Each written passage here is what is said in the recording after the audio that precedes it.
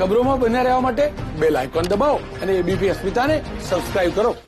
પ્રધાનમંત્રી મોદી ફરી એકવાર ગુજરાતના મહેમાન બનશે। આગામી 14 અને 15 ડિસેમ્બરના પ્રધાનમંત્રી મોદી કચ્છની મુલાકાતે આવશે।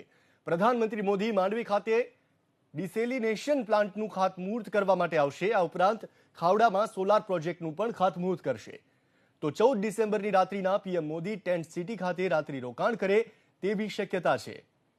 અમારા સંવાદદાતા નિકુંજ જાની જોડાઈ ચૂક્યા છે। નિકુંજ, એ જણાવો કે આગામી 14 અને 15 ડિસેમ્બરના પ્રધાનમંત્રી મોદીનો ગુજરાત મુલાકાત છે, વિસ્તારથી તેમનો કાર્યક્રમ શું છે તે જણાવો। બે દિવસનો કાર્યક્રમ જે છે તે પીએમનો માનવામાં આવે છે। કચ્છનો પ્રવાસ તેમનો હશે।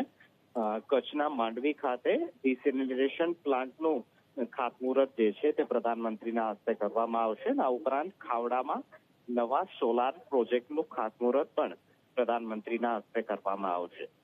14મી ડિસેમ્બરનું રાત્રિ રોકાણ તેઓ ધોરડો ખાતેના ટેન્ટ સિટીમાં કરે તેવી શક્યતાઓ જોવાઈ રહી છે।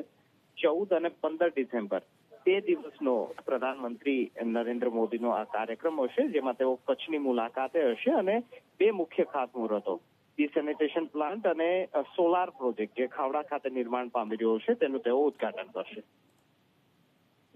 આભાર નિકુંજ, જાણકારી આપવા માટે। તો 14 અને 15 ડિસેમ્બરના પીએમ મોદી કચ્છની મુલાકાતે આવવાના છે। કચ્છના માંડવી ખાતે ડિસેલિનેશન પ્લાન્ટનું પ્રધાનમંત્રી ખાતમુહૂર્ત કરાવશે।